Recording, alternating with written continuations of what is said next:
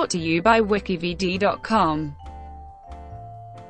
Gwen Stacy. Gwendolyne Maxine. Gwen Stacy is a fictional character who appears in American comic books published by Marvel Comics, usually as a supporting character in those featuring Spider-Man. A college student, she was a long-term romantic interest for Peter Parker before she was murdered by the Green Goblin. Spider-Man writers and fans often debate whether Peter's one true love is Gwen Stacy, or Mary Jane Watson. Stories published long after her death indicate that Gwen still holds a special place in his heart. The character has been portrayed by Bryce Dallas Howard in the 2007 film Spider-Man 3 and by Emma Stone in the 2012 reboot film The Amazing Spider-Man and its sequel The Amazing Spider-Man 2. Publication history. Created by writer Stan Lee and artist Steve Ditko, Gwen Stacy first appeared in The Amazing Spider-Man 1. Early history. In her initial appearances, Peter Parker meets Gwen while both are studying as undergraduates at Empire State University, but with Aunt May in the hospital, Peter is troubled and ignores her advances. Furious, she dates both Flash Thompson and Harry Osborn.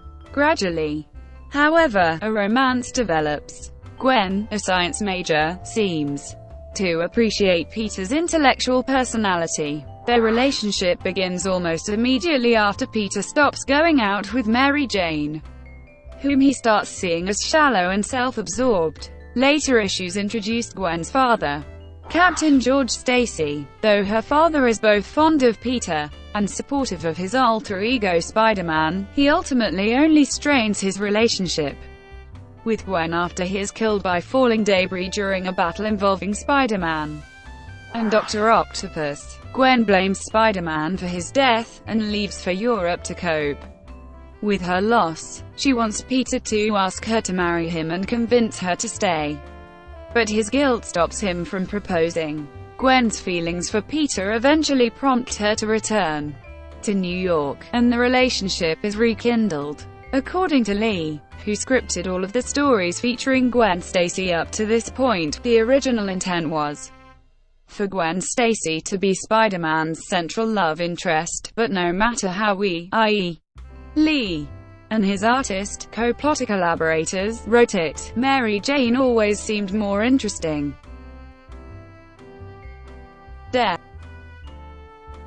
Jerry Conway and Roy Thomas succeeded Stan Lee as writer and editor, respectively, of The Amazing Spider-Man. Together with inker John Romita, Sr., they came to the decision to have Gwen Stacy killed off.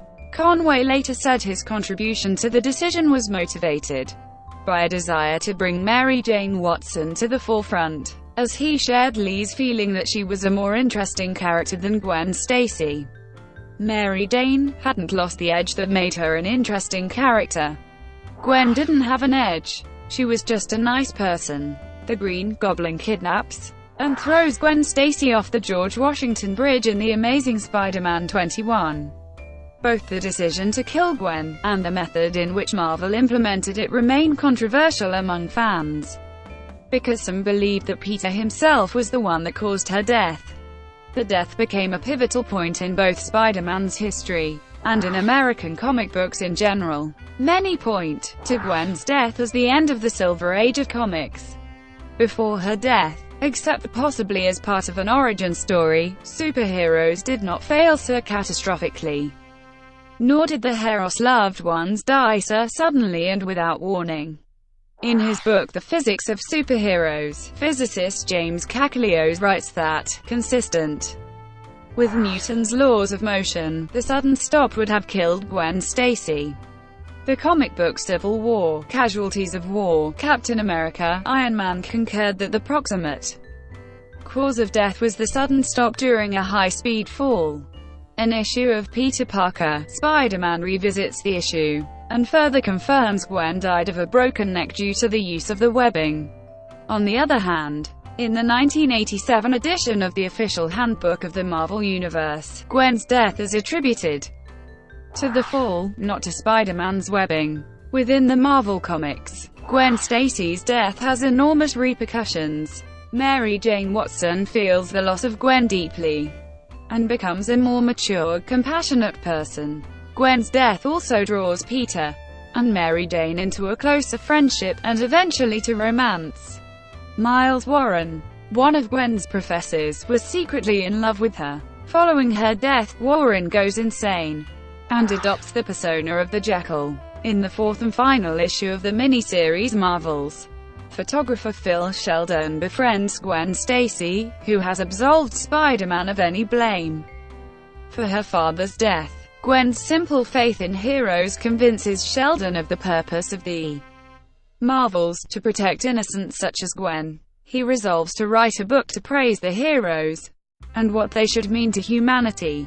When the Green Goblin kidnaps Gwen and holds her hostage to bait Spider-Man, Sheldon frantically follows the resulting chase in a taxi and witnesses her death. While it is reported that she died from the shock of the fall, Sheldon thinks it looks like something else. Sheldon's faith in the Marvels is shattered. Clone.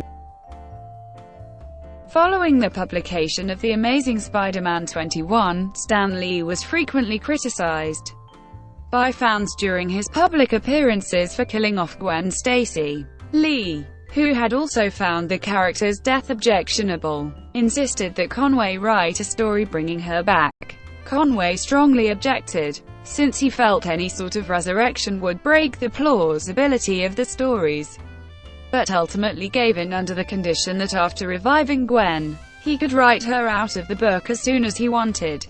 He deciding that cloning would be the best means to bring the character back. In the resulting story, set approximately 2 years after Gwen Stacy's death, Gwen reappears perfectly healthy, but with no memory of the time since her death. This story, published in Amazing Spider-Man 44, initiated the original clone saga. At the end of that story, Gwen's clone, a creation of Spider-Man villain the Jackal, leaves to find a new life for herself. In the 1988 crossover The Evolutionary War, the High Evolutionary, who had once been Miles Warren's teacher, captures Gwen's clone. He is dismayed to learn that Miles Warren has perfected the art of cloning and thus lies to the new men that it was nothing more than a genetic construct created by a virus that he injected his apprentice Joyce Delaney. During the second clone saga, Gwen Stacy's clone, now married to a clone of Professor Warren named Warren Miles, sees a copy of Peter Parker's Book of Spider-Man photos, webs, and remembers her real history. She returns to New York City. During this storyline, she again disappears from Spider-Man's life. It was revealed the Gwen Stacy clone introduced in Amazing Spider-Man 44 was in fact the second Gwen clone Miles Warren created and has been living in London under the name Joyce Delaney. This clone is murdered by the Gwen Stacy clone known as Abiel. Another Gwen clone appears in The Amazing Spider-Man 99. This clone believes she is the real Gwen. She dies from clone degeneration in Spider-Man 6. The next issue of the story arc, a further Gwen clone appears in the sibling rivalry crossover storyline between Superior Spider-Man Team-Up and Scarlet Spider. She joins the Jackal in capturing Superior Spider-Man and Kane. She is sympathetic towards Peter and Kane, but at the same time utterly loyal to the Jackal.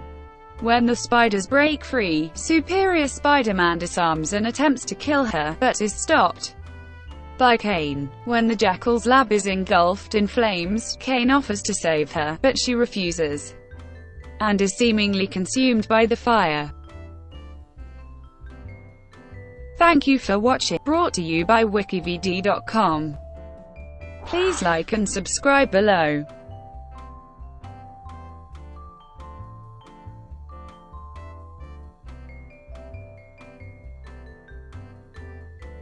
Please like and subscribe below.